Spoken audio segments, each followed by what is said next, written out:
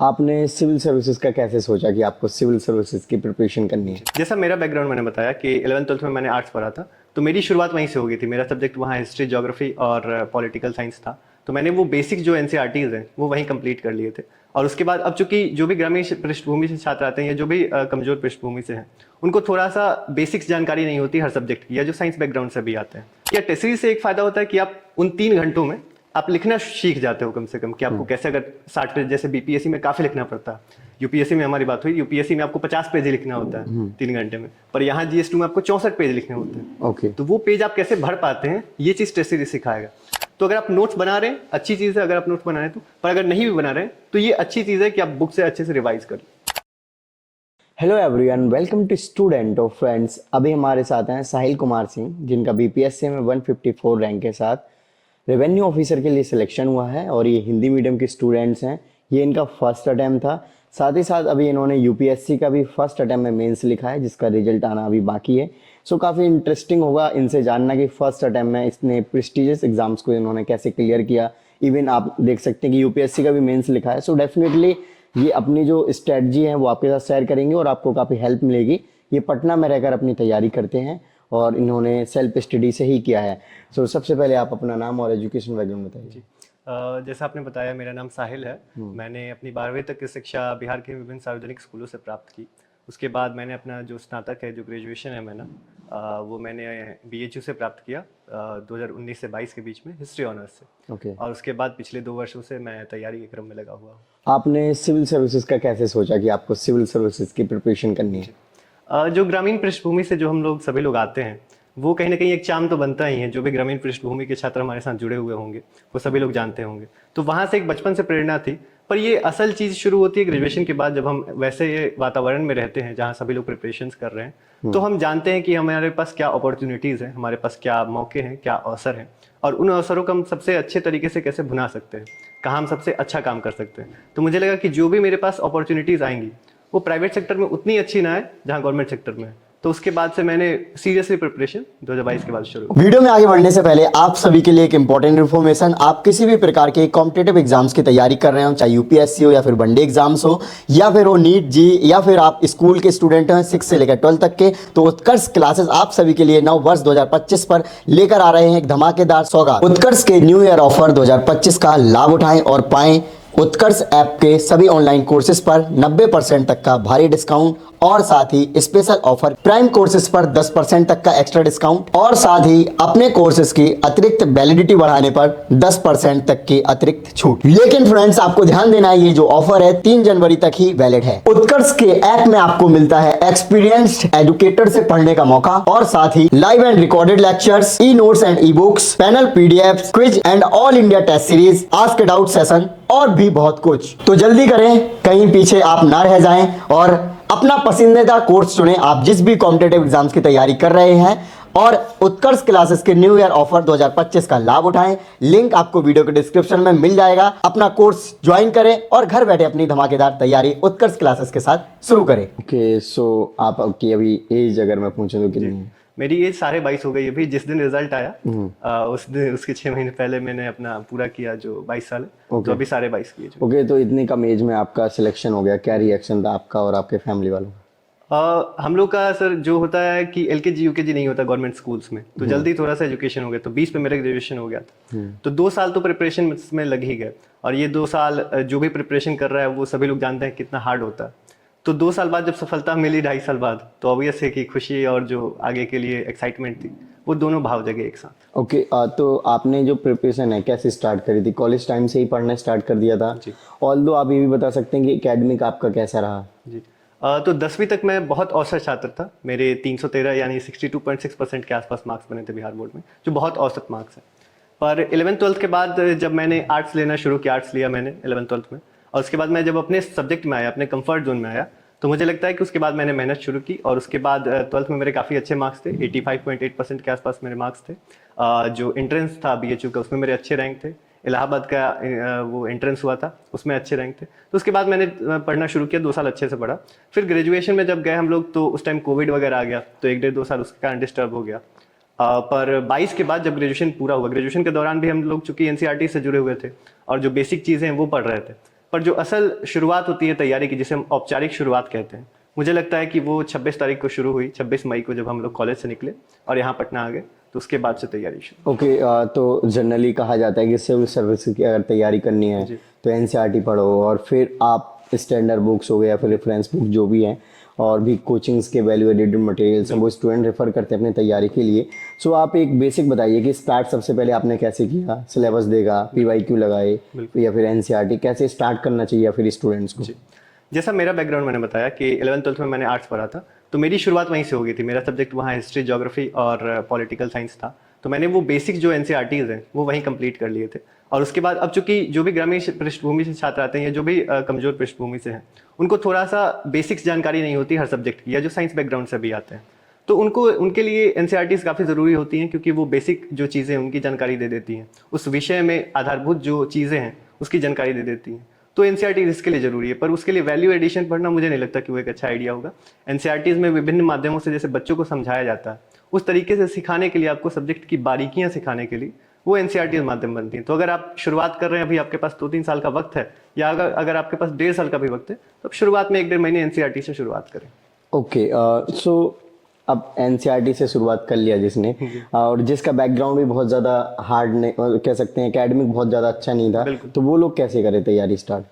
इसमें 2-3 चीजें हो सकती हैं। जैसे सबसे पहले मुझे लगता है कि आप एक बार सब्जेक्ट और पीवाईक्यू को देख लें। जैसा आपने बताया कि सिलेबस और पीवाईक्यू, यहाँ जैसे टॉपर्स बोलते हैं, अपाला मिश्रा मैम आपके चैनल पे आई थी तो उन्होंने ये बात बोली थी, ज्यादातर टॉपर्स मेंशन करते हैं कि आप सिलेबस और जो पीवाईक्यू है उसको टॉर्च की तरह यूज करें और उसके अनुसार अपना गाइड करें। तो एक बार देख लें कि पीवाईक्यू किस हिसाब से क्वेश्चन पूछे जा रहे हैं। जैसे बिहार में अब 68 के बाद से 69 से जो प्रीलिम्स का एग्जाम है उसमें क्वेश्चंस के पैटर्न में काफ़ी चेंजेस आए हैं, वो अलग तरीके से पूछे जा रहे हैं। तो अब आपकी जो तैयारी का स्तर होना चाहिए वो अलग स्तर का होना चाहिए।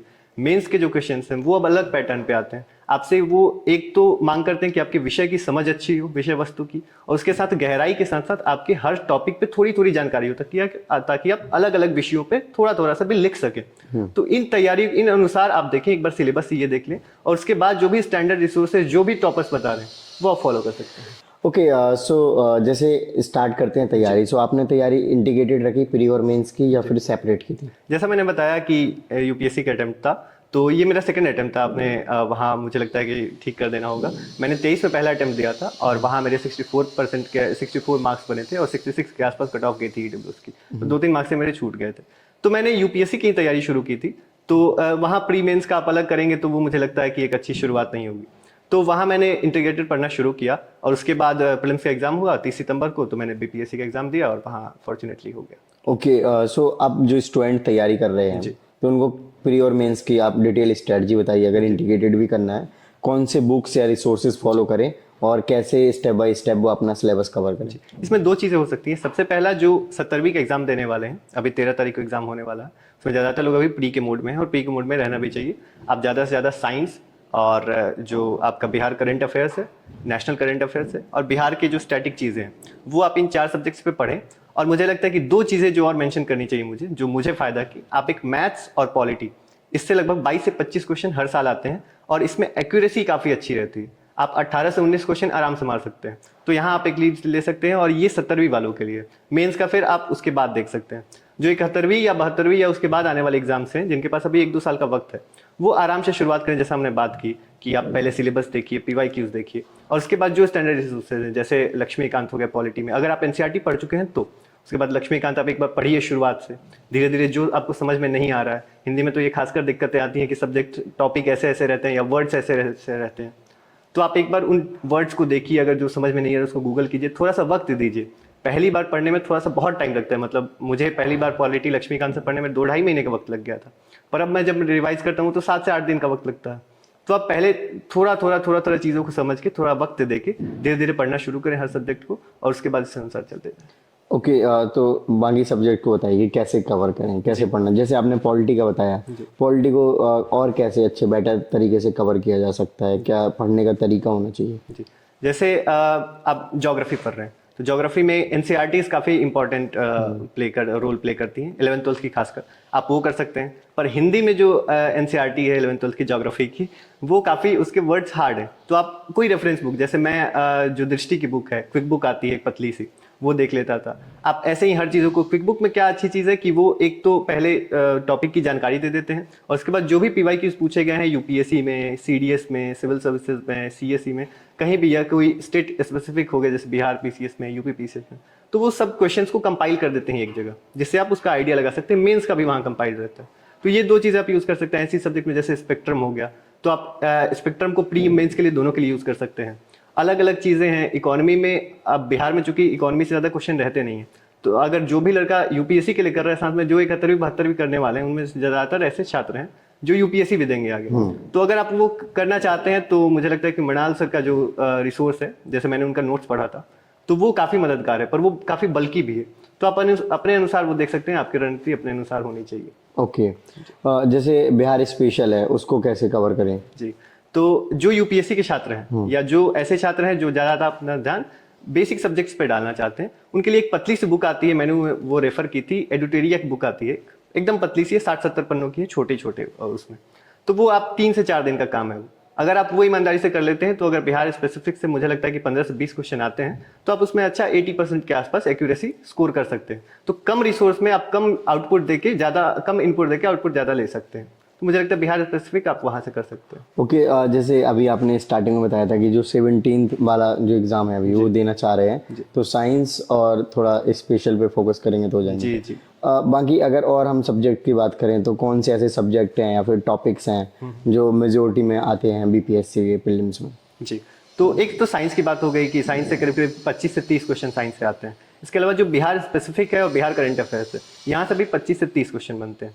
इसके अलावा हिस्ट्री है, हिस्ट्री काफ़ी मेजर रोल पैदा करता है, वो भी 25 से 30 क्वेश्चन के आसपास रहता है। और दो चीज़ जो मैंने बात की, पॉलिटी और हिस्ट्री, मैथ्स, ये दोनों 25 क्वेश्चन के आसपास रहेंगे, 22 से 25 क्वेश्चन, जैसा वेरी करेगा एग्जाम में, और यहाँ आप अच्छा स्कोर कर सकते हैं। तो ये चीज़ अगर आप अच्छा स्कोर कर ले तो आप 120 के आसपास पहुंच जाएंगे। और उसके बाद अगर आपकी करंट अफेयर्स पे थोड़ी सी भी अच्छी पकड़, जैसे 69 में क्या हुआ था, जो 69 का प्री हुआ था, उसमें करंट अफेयर्स हम लोग काफ़ी पढ़ के गए थे अलग अलग रिसोर्सेज से, जो जैसा आप देखते हैं रिसोर्सेज हैं, पर उन रिसोर्सेज से क्वेश्चन आए नहीं। जो भी क्वेश्चन आए वो काफ़ी औसत क्वेश्चन थे, जो आप अगर न्यूज़पेपर डेली पढ़ रहे हैं तो आप सॉल्व कर सकते थे। तो मुझे लगता है कि अगर आप इतना कर लें और न्यूज़पेपर पे थोड़ी सी अच्छी पकड़, जो भी आपके आसपास चल रहा है उसकी अगर आपको थोड़ी सी भी अच्छी जानकारी है, तो प्री में दिक्कत नहीं होनी चाहिए। ओके। घटना चक्र आपने कितना कवर किया है? और घटना चक्र मैंने नहीं पढ़ा था, मैंने जो दृष्टि की क्विक बुक आती है और उसका जो प्रीलिम्स प्रैक्टिस सीरीज आता है घटना चक्र टाइप का, वो देख ली थी। ओके। तो जो घटना चक्र नहीं पढ़ना चाहते हैं वो ये चीज़ वो ये कर सकते हैं, क्योंकि यहाँ जो यूपीएससी के पीवाईक्यूज हैं और सारे स्टेट के पीवाईक्यूज हैं, सभी इंक्लूडेड होते हैं। तो ये मुझे लगता है कि ज़्यादा बेटर रिसोर्स है। ओके। सो जो मेंस है, अब मेंस के बारे में थोड़ा बताएं कि मेंस के लिए आपने क्या रणनीति बनाई थी या फिर मेंस के लिए कैसे करना चाहिए? जी, तो सबसे पहले जैसा मैंने बताया कि अभी 13 को आने वाला है प्री, तो हमारे जो सिलेक्टेड लोगों का ग्रुप है उसमें भी ज़्यादातर लोग इसमें अभी असमंजस में है कि पता नहीं क्या होने वाला है। पहले आप प्री पे ध्यान दें, पर प्री जब हो जाए तो उसके बाद मेंस, क्योंकि आपका सिलेक्शन मेंस ही कराएगा। तो सबसे पहले मेंस में जो 2-3 चीज़ें ध्यान रखनी चाहिए, मुझे लगता है कि डीआई पे आप सबसे ज़्यादा ध्यान दें। डेटा इंटरप्रिटेशन का जो यहाँ पोर्शन होता है जीएस 1 में, वो 72 मार्क्स का होता है, 72 मार्क्स का। और वो 72 में, चूंकि मैथ्स का पोर्शन है, तो वो 72 में 72 आपको मिल सकते हैं। तो ये मेंस में आपका मतलब आपको सिलेक्शन दिलाने का गारंटी दे देता है लगभग डीआई। एक आप डीआई पे, मतलब डीआई ऐसी कर लें जैसे 69 में मेरी दोनों डीआई सही थी, मुझे लगता है वहाँ अच्छे स्कोर होगा। तो अगर आप डीआई में 72 स्कोर कर लेते हैं और बाकी जीएस के टॉपिक्स पे आपकी ठीक ठाक पकड़ है, तो आपका जीएस 1 में 170 क्रॉस कर जाएंगे आप। थोड़ा सा हर टॉपिक पे, जैसे जीएस 1 में भी बात की जाए तो वहाँ 5 छोटे छोटे प्रश्न होते हैं, उनको दो आपको पेज में लिखना होता है। उसका मेन चैलेंज है कि आपका टाइम नहीं बचता है, तो वो आपको प्रैक्टिस करनी चाहिए ज़्यादा से ज़्यादा लिखने की, ताकि आप वो प्रैक्टिस कर पाए। जीएस 2 के लिए जो आपका पॉलिटी है, लक्ष्मीकांत है, और इसके अलावा जो अदर रिसोर्सेज हैं जैसे करंट अफेयर्स में क्या चल रहा है वो आपको देख लेनी चाहिए। जो साइंस का पोर्शन आता है वहाँ जीएस 2 में, उसमें कई चीज़ें हैं, जैसे मेंस 365 आता है विजन का, वो काफ़ी मदद करता है। पिछली बार क्वेश्चन थे नैनो टेक्नोलॉजी से रिलेटेड कि उसके यूजेस क्या हैं, तो उसमें काफ़ी मदद करता है। और इन दोनों के अलावा इन दोनों में काफ़ी, अगर आप औसत मार्क्स भी स्कोर कर लेते हैं, तो जो मेन अब की फैक्टर है वो एस्से है। इस बार के अभी मार्क्स नहीं है, पर अगर मार्क्स आते हैं कुछ दिन बाद तो उसमें दिखेगा आपको ये कि जितने भी रैंक आए हैं वो ज़्यादातर एस्से के कारण आए हैं, क्योंकि एस्से में बहुत वेरिएशन आ जाते हैं मार्क्स में। तो आप सबसे ज़्यादा एस्से पे काम करें। 2-3 चीज़ें एस्से में बताऊंगा, वो आप कर सकते हैं जी। हमारे ज़्यादातर जो दोस्त हैं वो, जब जैसे मैंने भी पहले शुरुआत की थी, तो मैं 2 से 3 पेज से ज़्यादा लिख नहीं पाता था एस्से। और एस्से जब तक आप बीपीएससी या यूपीएससी कहीं भी आपको 10 पेज के आसपास लगभग लिखना पड़ता। तो वो टॉपिक के मांग के अनुसार आप कैसे 10 पेज लिख पाते हैं, इसकी शुरुआत आप करें। पहले कोई भी टॉपिक उठाएं और उस टॉपिक पे पहले लिखना शुरू करें। आप अदर जैसे जो भी अब तो काफ़ी जो बीपीएससी अब देने लगी है पेपर, तो आप जो भी टॉपर्स हैं, कई ग्रुप्स हैं टेलीग्राम पे मैंने काफ़ी फोकस किया है, क्योंकि टेलीग्राम पे आपको ये सब चीज़ें मिल जाती हैं। आप टेलीग्राम पे जाएं, हाँ। आप वो पहले जो इस बार के या 66 के 67 के 68 के जो टॉपर्स हैं उनका एस्से का कॉपी उठाएं और देखिए कि वो कैसे लिखते हैं। हिंदी इंग्लिश दोनों मीडियम के काफ़ी संख्या में अवेलेबल है, वो आप देखें, लिखना शुरू करें। और 2-3 चीज़, जैसे जैसे आप लिखना शुरू करें तो उसमें कुछ कोट्स वगैरह डालें। हिंदी में एक चीज़ है, जैसे हिंदी में मुझे लगता है कि ऐसे मैंने 2-3 चीज़ें की। एक तो पहला मेरा जो हर सरकार दीर्घकार का इशू है, क्योंकि मेरा प्राथमिक जो स्कूल था वो ज़्यादा अच्छे से वहाँ पढ़ाई, सभी लोग जानते हैं कि सरकारी स्कूल में क्या हालत है, तो वो अच्छे से हो नहीं पाई। तो मेरा हर सरकार दीर्घकार में इशू था, मेरी राइटिंग गलत थी, मतलब राइटिंग उतनी अच्छी नहीं है, पर इसके बावजूद भी मेरे अच्छे मार्क्स होंगे इससे में, क्योंकि कुछ कुछ शब्द होते हैं जैसे सामाजिक न्याय हो गया, जैसे जो जनसांख्यिकी लाभांश की बात हो रही है, डेमोग्राफिक डिविडेंड जी। ऐसे ऐसे शब्द, अमृत काल हो गया, ऐसे ऐसे आप की वर्ड्स नोट कर ले 100-150 और कुछ कोट्स का संग्रह बना लें। ये कोट्स का संग्रह एक कॉपी में होना चाहिए। प्रीलिम्स के लिए भी मैं बोलने वाला था, प्रीलिम्स में भी जब आप टेस्ट सीरीज या कुछ भी सॉल्व कर रहे हैं, जैसे मैंने 22 से ही ये किया था कि आप प्री की एक कॉपी बना ले, एक मेंस की कॉपी बना ले। ओके। जो भी आप गड़बड़ कर रहे हैं, जो भी आप गलतियां कर रहे हैं, वो लास्ट पन्ने में एक बार नोटिस करें और उसको लिख लें कि ये गलतियां की है मैंने। और जहां कुछ फैक्ट्स अलग अलग, जैसे पॉलिटी में काफी फैक्ट्स अलग अलग आते रहते हैं आपके पास, उसको एक जगह नोट करते हैं। ये प्री के लिए। मेंस के लिए भी आपको कहीं कहीं कोट मिल रहे हैं अलग अलग, कुछ शेर मिल गया, कुछ शायरी मिल गई, आप इंस्टा स्क्रॉल कर रहे हैं, कोई वीडियो दिख गई, कोई अच्छा चीज दिख गया, तो वो आप उसको नोट कर लें और उस नोट को आप वहाँ एस्से में ज़्यादा से ज़्यादा यूज़ करने की कोशिश करें, जिससे काफ़ी मार्क्स इंक्रीज होते हैं। ओके। जैसे मेंस के आपने टेस्ट वगैरह लगाए? हाँ, मैं टेलीग्राम पे एक ग्रुप था पीपीएससी नेटवर्क करके, तो अब मार्केट में जो भी टेस्ट सीरीज है मेंस के लिए वो काफ़ी महंगी है। 8,000 से शुरू होकर 20,000 25,000 तक है, और हमारी आर्थिक स्थिति ऐसी थी नहीं कि हम उतना अफोर्ड कर पाए। तो एक ग्रुप था, तो मैंने उनसे बात की एडमिन से, एंड उन्होंने काफ़ी सपोर्ट किया, फीस आधे कर दी उन्होंने, और काफ़ी कम दाम पे उन्होंने मतलब ये चीज़ करी कि आप करो। तो मैंने लिखना शुरू किया। टेस्ट सीरीज से एक फ़ायदा होता है कि आप उन 3 घंटों में आप लिखना सीख जाते हो कम से कम, कि आपको कैसे, अगर 60 पेज, जैसे बीपीएससी में काफ़ी लिखना पड़ता है, यूपीएससी में हमारी बात हुई, यूपीएससी में आपको 50 पेज लिखना होता है 3 घंटे में, पर यहाँ जीएस2 में आपको 64 पेज लिखने होते हैं। ओके। तो वो पेज आप कैसे भर पाते हैं, ये चीज़ टेस्ट सीरीज सिखाएगा। और साथ ही साथ अगर डीआई में गड़बड़ हो रही है उसको, या आपका हैंड राइटिंग जैसे मुझे बार बार बताया गया, तो मैंने वहाँ सुधार करने की कोशिश की। तो ये चीज़ है, टेस्ट सीरीज आपको बताती है। टेस्ट सीरीज आप कोई भी ज्वाइन कर सकते हैं जहाँ आपको ठीक लगे, बस वो आपको प्रैक्टिस दे दे, या अगर आप में इतनी धैर्य है, इतनी क्षमता है कि आप 3 घंटे में बैठ के प्रैक्टिस कर सकते हैं, उठाइए, लिखिए खुद से। ओके। सो जो आपने पेपर दिए थे मेंस में, वो आपने पूरे कंप्लीट करे थे या कोई क्वेश्चन छोटा था, या फिर जितना लिखना चाहिए वर्ड्स में उतना नहीं लिख पाए थे आप? जी, चूंकि ये मेरा पहला मेंस था, अभी यूपीएससी मेंस पे अभी हुआ है, उसके पहले तो कुछ ऐसा था नहीं। तो पर जो हमारे सीनियर्स हैं बीएचयू के, उन्होंने काफ़ी मदद की इस बारे में, और उन्होंने एक चीज़ ये मेंशन की कि आप डीआई पे और कोई क्वेश्चन ना छोड़ने पे, यहाँ ज़्यादा ध्यान दें। पेज पे ज़्यादा ध्यान नहीं देना चाहिए, पर एक सीमा तक वो भी ध्यान देना चाहिए, दोनों चीज़ें। डीआई पे पहले मैंने काम कर लिया, और उसके बाद जब बात हुई इसकी पेज की, तो पेज पे आप जैसे एस्से में है, एस्से में अगर आपका कंटेंट अच्छा है, अगर आप 7-8 पेज लिख पाते हैं 8 पेज के ऊपर, तो वो डिसेंट माना जाता है। पर ऐसी भी नहीं होनी चाहिए कि वो गलती हो जाए कि पेज आप 6-7 पेज में उसको खत्म कर दें। मुझे लगता है आपको पेज भरना चाहिए, कोशिश करनी चाहिए कि आप अगर 3 घंटे में पूरा पेज भर पाते हैं, आप पूरा पेज भरिए, कंटेंट ठीक रखिए, और बाकी ईश्वर की कृपा रहेगी। ओके। बाकी एथिक्स और वगैरह के लिए क्या किया आपने? जो मेंस के लिए एथिक्स है, हाँ। वहाँ मैंने दृष्टि का जो वो कोर्स आता है, उसके बाद हिंदी मीडियम वाले को लोग बुला लेते हैं, तो मैं गया था दिल्ली। हालांकि मैं दिल्ली टिक नहीं पाया, जैसा माहौल बन गया था। तो वहाँ मैंने पीडब्ल्यू का रिसोर्स आता है उड़ान करके, तो उसके बारे में मैंने पढ़ा वो, और वहीं से जो चीज़ें की, और बाकी विकास सर की क्लास का एक्सेस दे दिया गया था हमें, तो वहाँ से एथिक्स कर लिया। ओके।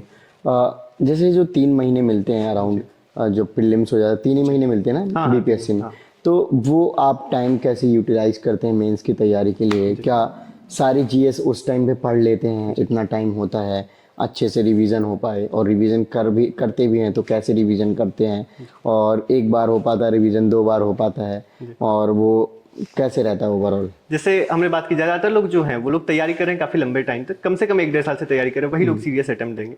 तो उनका क्या है कि सारे सब्जेक्ट्स लगभग कंप्लीट होते हैं। अब मेंस, आप प्री के पहले ही सारे सब्जेक्ट लगभग कंप्लीट होते हैं।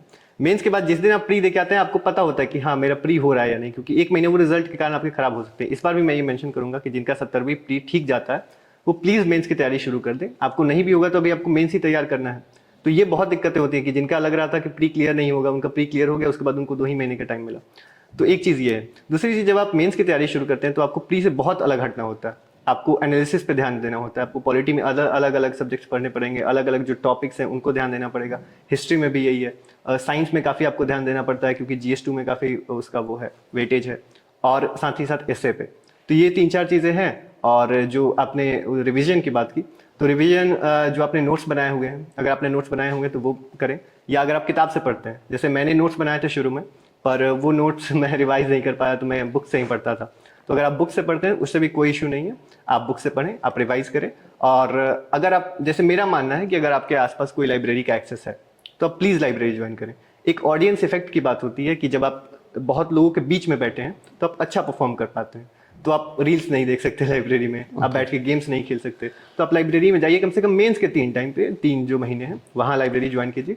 सुबह में जैसे मेरा रूटीन रहता था कि मैं सुबह में 7 बजे जाता था और 7 से 2 तक का लगभग जो टाइम था उसमें मैं रिविजन करता था। जो नई नई चीज़ें, जैसे ऐसे में कुछ हो गया, जैसे मैंने वैल्यू एडिशन की बात की, वो आप कर सकते हैं। और 2 बजे से लेकर 5 बजे तक का जब भी आपका टाइम, अगर टेस्ट सीरीज वो है तो आप 2 से 5 3 घंटे का प्रैक्टिस सेशन रखें, आप उसमें लिखने की कोशिश करें। अगर देखा जाए तो लाखों student civil services, UPSC, BPSC की तैयारी करते हैं, बट कुछ ही लोग हैं जो कि सिलेक्ट हो पाते हैं। तो आपको क्या लगता है कि आपके अंदर क्या ऐसी यूनिकनेस या फिर क्वालिटीज़ थे या फिर ऐसी प्रैक्टिसेस थे जो कि काफ़ी यूनिक थे और आपको सिलेक्शन दिलाने में हेल्प की?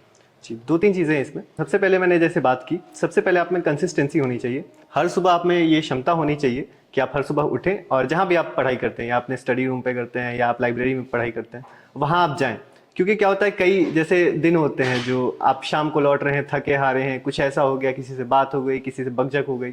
तो दिन प्रतिदिन के जीवन में ऐसी-ऐसी चुनौतियाँ आएँगी आपके सामने, खासकर तैयारी वाले दौर में, जब आप सोशली थोड़ा-सा डिस्टेंस मेंटेन करते हैं। तो उस दौरान खुद को कंसिस्टेंट रखना, ये सबसे बड़ा गुण है जो मुझे लगता है कि वो सबसे ज्यादा जरूरी है। इसके अलावा दूसरा रेक्टिफिकेशन, जो आप गलतियां कर रहे हैं, जो हमने बात की वो कॉपी की कि आप एक कॉपी बनाए प्री की और मेंस की, और जो गलतियां आपने की उसको लिखें। सबसे ज्यादा जरूरी है कि अगर आप कंसिस्टेंसी मेंटेन भी कर ले रहे हैं, आप गलत रास्ते पे जा रहे हैं, तो उसका बहुत बड़ा प्राइस फिर आपको भुगतना पड़ेगा। तो आप जो गलतियां कर रहे हैं उससे लगातार PYQ की मदद से, या जो आपके सीनियर्स हैं उनके गाइड की मदद से आप देखेंगे कहाँ आप गलतियां कर रहे हैं, उन गलतियों पे सुधार करने का काम करें। और तीसरी चीज जो मुझे लगता है, आपको सैक्रिफाइसेस करने पड़ेंगे।